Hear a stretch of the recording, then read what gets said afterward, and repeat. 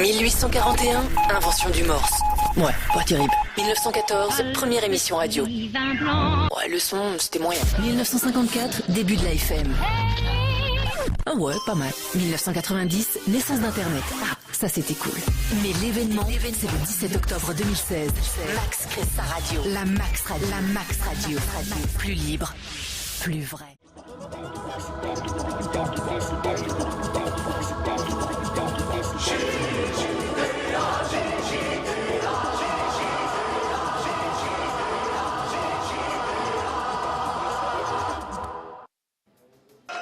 Et maintenant, fidèles téléspectateurs du JJDA, faites un triomphe. Que dis-je, un triomphe? Oui, un triomphe. Bah, à Max. Max la radio Max. Je sais pas comment on l'appelle. Pardon? Bah oui, déjà. Quoi, tu pensais passer à quelle heure, Max? Bah, je pensais passer vers 10h, c'est mon heure, quoi. 22 C'est tôt, là, le matin. Hein. Ah bah oui, c'est tôt. Pour moi, c'est le matin. Hein. Bon, alors, c'est le matin. Bah, pour moi, oui. Ouais, bon. Alors, je suis allé à ta radio hier, c'est sympa. Hein, bah, écoute, merci. Ouais, j'étais très content de te recevoir. D'ailleurs, on a fait un carton grâce à Facebook. Ça a été vraiment un pur plaisir. Oh, ça me fait plaisir. Non, mais c'est vrai, c'est vrai. Bon. Tu doutais de toi, mais toi, il fallait pas. Ben non, alors tu as fait donc une radio qui s'appelle Max, c'est marqué dessus. Tu travailles avec tes t-shirts. La Max Radio, bah, c'est sûr que j'en profite. Hein, tu sais, comme je suis un petit artisan, on commence. Tu sais, je suis dans mon petit coin. Petit artisan. Ouais. Ah, tu sais, voilà. On fait du merchandising. Bon, on va parler un peu de ton parcours quand même. Bien sûr, bah oui. T'as pas fait grand-chose. Enfin, non, on n'a pas grand-chose. On va en parler quand même. Si je m'en souviens. Bon, moi je m'en souviens pas quand j'ai pris des notes. Donc tu démarres. T'es né où d'ailleurs? Je suis né à Versailles. Ah, tu es un Versaillais? Je suis un Versaillais, moi. Je suis un bourgeois. Un vrai bourgeois? Un vrai bourgeois. Un bobo ou un bourgeois? Un bourgeois bobo. Un bourgeois bobo. Ma mère m'emmenait directement au château de Versailles. Je faisais mes petits déjeuners là-bas, mes 4 heures. Ouais, t'as fait la naissance avec Louis XIV, tout ça? Louis XIV, Louis XVI, bien sûr, Marie-Antoinette, qui est venue plusieurs fois. Comme eux, non? Oui, bah, tout à fait, mais exactement. Donc tu es né à Versailles? Oui. Et ça a été quand le déclic de la radio? À quel âge tu t'es dit j'ai envie de faire de la radio? À aucun moment. Je suis pas du tout un homme de radio de base. Je me suis retrouvé par hasard dans le milieu de la radio. Moi, je voulais travailler. Non, mais tu le sais même pas, mais je voulais travailler dans le milieu de la musique. Et moi, mon rêve, c'était de travailler en tant qu'ingé son pour côtoyer les artistes. Ah, d'accord. Et j'ai eu le malheur de rencontrer quelqu'un qui m'a dit il y a une radio qui s'appelle Fun Radio à l'époque en 88. Il cherche des assistants. Et j'ai été démarré assistant. Exact, en 88. Ouais, donc c'est un assistant qui voulait dire aller chercher les cafés, chercher les ampoules. C'est pas l'assistanat d'aujourd'hui. Ou l'assistant d'aujourd'hui, au bout de 3 mois, il veut faire de l'antenne, il veut gagner de l'argent. Voilà. Non, c'était donc en 88, c'est ça, hein? Ouais. C'est il y a longtemps, dis donc. Bah, ça nous rajeunit pas, ouais. Oui, surtout toi, non? Non, si tu le dis. Bon, alors, combien de temps tu étais animateur sur Fun Radio? J'ai travaillé. Tu as fait assistant combien de temps? Pas très longtemps, parce qu'à l'époque, on donnait facilement la possibilité aux jeunes de faire de l'antenne. Donc en 89, déjà, j'ai commencé à faire les nuits du week-end et j'ai fait 18 ans de bons et loyaux services à Fun Radio. Donc, animateur-producteur. Pour une émission qui surtout s'appelait la Radio Libre. Radio Libre. Ouais, c'était le fun, le Star System à l'époque, le soir. Pourtant, c'était pas les débuts de la Radio Libre. Ah non, pas du tout. C'était plus qu'à 80, non? Oui, même avant, fin des années 70, tu sais, toi. T'as commencé, toi, avec ça, avec la radio comme ça. Oui, j'ai commencé avec c'est vrai, non, mais moi j'écoute Skyrock, ouais. Après, t'as appelé ça Radio Libre comme ça? Non, parce que ça s'appelait la Radio Libre, mais tout le monde s'appelait Radio Libre. C'est le fait de donner la parole aux auditeurs. Comment tu t'appelles, toi, Radio Libre? Non, moi j'avais donné le nom, le Star System. Parce qu'il y a un auditeur une nuit qui me disait, mais j'ai l'impression que tu te la pètes, tu te la joues. Il m'a dit, mais tu te prends pour le Star System. Et je lui ai pas dit, je me prends pas, je suis le Star System. D'accord. Il paraît, c'est marqué. Hein. Qu'est-ce qui paraît? C'était l'émission la plus écoutée de France. À l'époque, oui, bien sûr, entre 22h et minuit. Tu étais donc l'animateur radio le plus écouté de France. On faisait 1 million d'auditeurs en cumulé tous les soirs entre 22h et minuit. Sur Fun Radio. Sur Fun Radio. Incroyable. Je pouvais faire Pendant combien de temps? J'ai fait 13 ans de Radio Libre le soir. T'as tapé la tête ou non? Oui, bien sûr, comme tout le monde, tu prends le melon là, bien sûr. Après tu redescends quand même, tu te dis bon. Alors évidemment, après je suis redescendu, et une fois que j'ai remonté mon projet La Max Radio, j'ai repris le melon de nouveau. Donc là, tu as le melon quoi. Mais depuis que je t'ai reçu hier soir, ça y est, je me sens détendu. Ah, ben il était temps que j'arrive alors. Oui, il était temps. D'accord. Alors tu pars de Fun, pourquoi? T'es viré ou tu pars de Non, parce que... Non, c'est la bonne question qu'on m'a posée plein de fois. Mais réponds alors. Je vais y répondre encore une fois avec grand plaisir. Ça faisait, on va dire, 3-4 ans que les audiences étaient moins intéressantes, que le programme... Non, mais que la radio en elle-même était moins intéressante également, il faut le dire. C'était passé de rock grunge à groove and dance avec et puis voilà. C'est la programmation que t'aimais pas alors, l'orientation musicale. Non, c'est pas que ça. Et puis voilà, on m'a proposé de partir en bon terme avec un bon chèque. Qui est bien placé aujourd'hui en banque. Ah bah voilà. Et voilà, donc je suis parti en bon terme. Alors tu t'es retrouvé à Ado FM à faire le morning, c'est ça? Alors la direction de Ado FM, qui est un groupe, m'a proposé de faire le morning. J'avais envie de me tester un morning. Donc là j'étais vraiment producteur officiel. C'est-à-dire que là je me suis tapé toutes les emmerdes avec 7 ou 8 employés, avec un qui veut être payé en chèque, l'autre qui veut être payé un. Ah oui, d'accord. Mais tu sais, qui veut être en cash. Intermittent du spectacle, en cash, en ticket restaurant. Mais t'as appris comme ça. J'ai appris. Patron. Oui, mais j'ai appris, je ne le referai plus comme ça. D'accord. C'était une belle expérience. Plus jamais. Ouais. D'accord. Et en 2008, tu animes donc le morning d'Europe 1 Sport. Oui. Alors c'est quoi Europe 1 Sport? Europe 1 Sport, c'était la petite sœur d'Europe 1. C'est un projet, comme on appelle dans le jargon, morné. Non, effectivement, qui malheureusement s'est arrêté un an après qu'elle ait démarré. Et là, je faisais le 6-10, vraiment comme un vrai journaliste. 6h du mat, t'étais là. À parler de sport, mais là, avec des vrais journalistes. Donc là, il y avait du travail. Là, j'ai su ce que c'était que de travailler. Parce qu'avant, tu glandais la fin de radio. De l'impro comme là, tu vois. On parle mon tchatch. Non, c'est arrivé 3 heures du matin. Regarde, moi j'ai des fiches. Oui, mais t'improvises. Il y a marqué autre chose. C'est courses en réalité pour ce soir. Il n'y a même pas marqué. Il n'y a même pas de C'est un billet doux. Non, j'ai fait 6-10 pendant un an et malheureusement, le projet, ce qu'on appelle des projets mornés, c'est-à-dire que 3 mois après qu'il ait démarré, on savait que ça allait se terminer. Voilà, mais une belle expérience quand même. D'accord. Alors à un moment donné, tu deviens directeur des programmes et animateur de PSG Radio. Je ne savais pas que le PSG avait sa radio. Oui, la radio. Tu es un fan de foot apparemment. Un taré du Paris Saint-Germain, un fan de foot, j'y travaille d'ailleurs. Oui, on va parler après. Alors ça consiste en quoi d'être directeur des programmes de PSG Radio? C'est à l'époque où il y avait encore Coligny Capital. Et effectivement, ils ont voulu créer, parce que moi je travaille pour une société qui crée des radios pour des marques, on a créé une radio qui s'appelle la PSG Radio, qui a été donc une application qui était sur le site. Et j'en étais le responsable, on va dire, et disons que je travaillais sur le contenu des émissions. C'était intéressant ou c'était chiant? C'était passionnant. Tu rigoles ou quoi? Non, passionnant. Non, mais c'était extraordinaire. C'est-à-dire que je parlais du PSG que de foot. On côtoyait les joueurs toute la journée, on devait créer des émissions. Quel joueur à l'époque?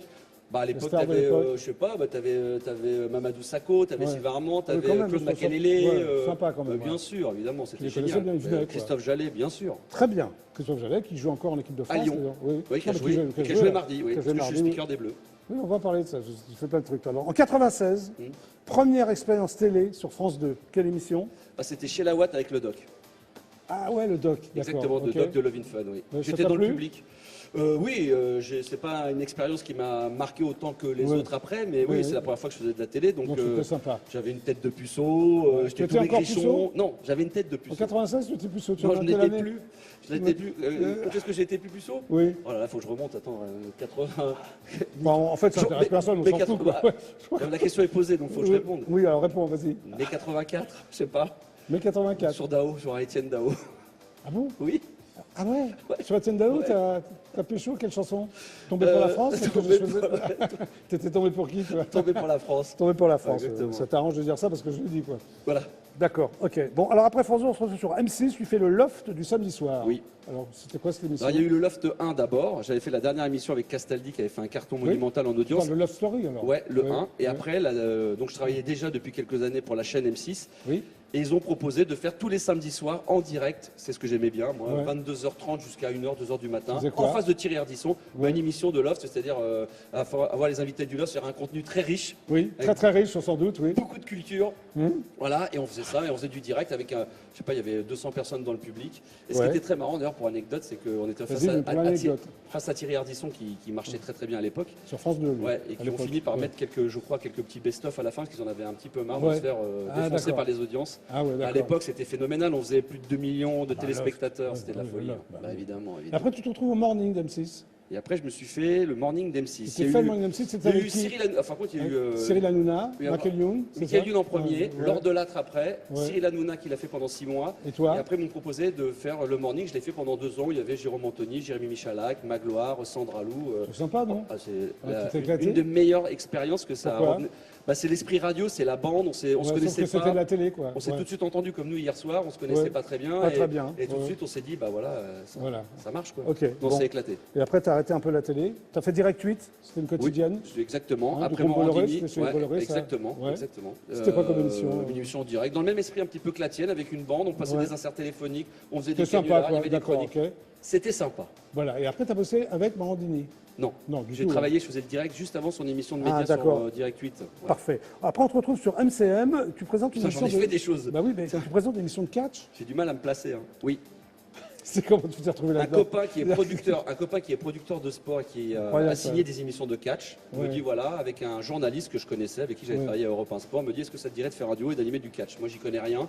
Sachant que c'est curieux de nature, toi. Oui, mais comme il y a beaucoup d'improvisation et que voilà, c'est du spectacle, on se retrouvait en cabine à animer et à faire les cons pendant 2 heures. C'est d'ailleurs un exercice très difficile parce que on faisait... beaucoup appris là, non? Non, parce qu'on faisait 3 émissions. On faisait 3 émissions par jour d'1 heure. Il fallait improviser pendant 1 heure, 3 heures par jour, et c'était compliqué. Voilà. Et aujourd'hui, tu enseignes le métier d'animateur? Dans des école de médias, mais ça je le fais depuis longtemps. Au studio École de France. Studio École de France. T'es prof d'animation, toi. École ASMS à la Défense, ouais, mais c'est pas une école. T'es pas très crédible, si. Non, voilà. Mais ceci dit, moi j'ai eu des profs qui étaient pas très crédibles, ouais. Qui ont fait des études. Donc tu fais comme eux, quoi. Non, je leur apprends un petit peu le b.a.-ba du métier. Oui. Le b.a.-ba du métier, c'est quoi? Dire bonjour. Savoir se démerder tout seul. D'accord, ok. On n'est jamais mieux servi que par soi-même. Très bien. Alors, depuis septembre 2010, on y vient. Tu es donc le speaker officiel de la Fédération française de football et de l'équipe féminine du PSG. Alors, comment c'est arrivé, ça? Et du hand maintenant, parce que ça a évolué depuis. Mais je me suis retrouvé... ils ont voulu un petit peu changer quelques petites choses, dont le poste de speaker officiel. Donc, je suis le speaker des Bleus, pas que du Stade de France. C'est-à-dire je me déplace dès que l'équipe de France... En France, en France, évidemment. Pas à l'étranger. Non, pas à l'étranger, mais je suis parti à la Coupe du Monde au Brésil pour travailler également pour eux. Alors, quoi ça consiste exactement? D'annoncer le nom des joueurs? Alors, ça va de tout. Ça va... À la mi-temps, qu'est-ce que tu comme fais? toi, il y a un conducteur. Enfin, il y a un conducteur, je suis pas sûr, mais on a un conducteur, on a un suivi à faire, et puis voilà, plus le stade se remplit, et ça va jusqu'à la composition des équipes, les buts. D'accord. Ça va. Dès qu'il y a un but, tu donnes l'animation, voilà. Tu donnes l'auteur du but. Du numéro 7, Antoine Griezmann. Ah, tu vois, tu le connais. Bah oui, je le connais. Voilà, c'est ça. Voilà, mais je sais que c'est un passionné de foot. Bah oui, alors t'étais mardi au Stade de France, France-Espagne. J'étais mardi France-Espagne. Ils ont très mal joué, les Français, dis-moi. Écoute, je ne ferai aucun commentaire. Bon, ça t'éclate de faire ça, non? Ah, moi, c'est ma passion. C'est pas par l'argent tout de suite. Vous voyez, l'argent tout de suite. Non, je suis passionné.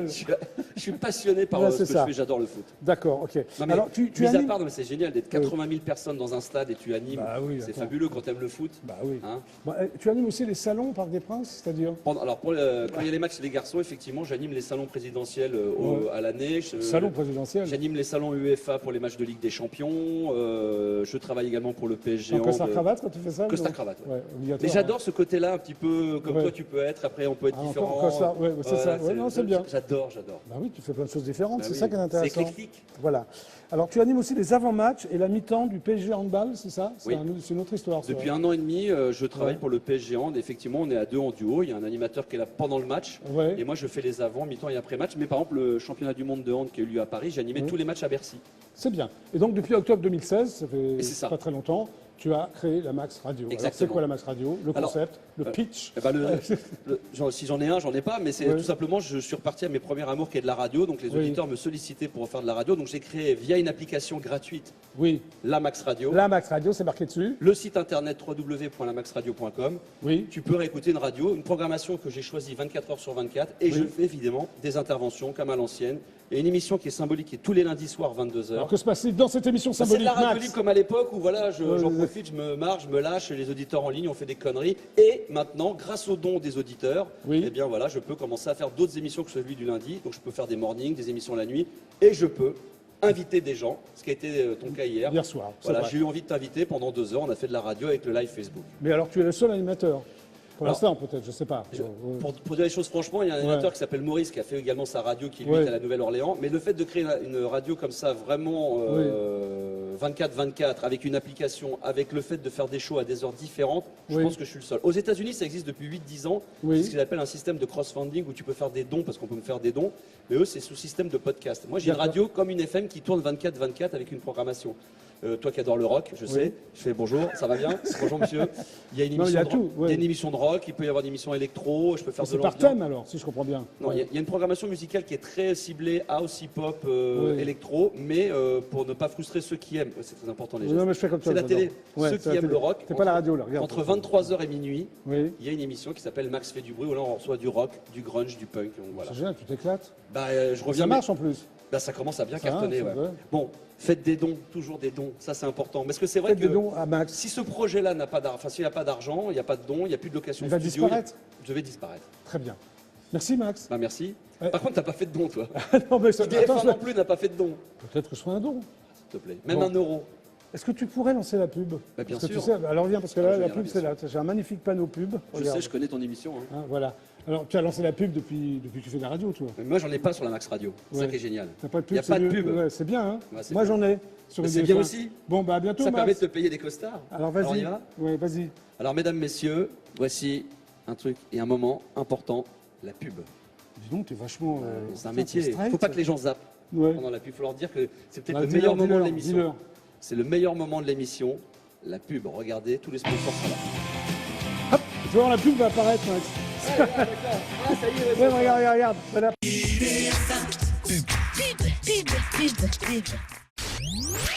100% Max, 100% radio, 200% la Max Radio.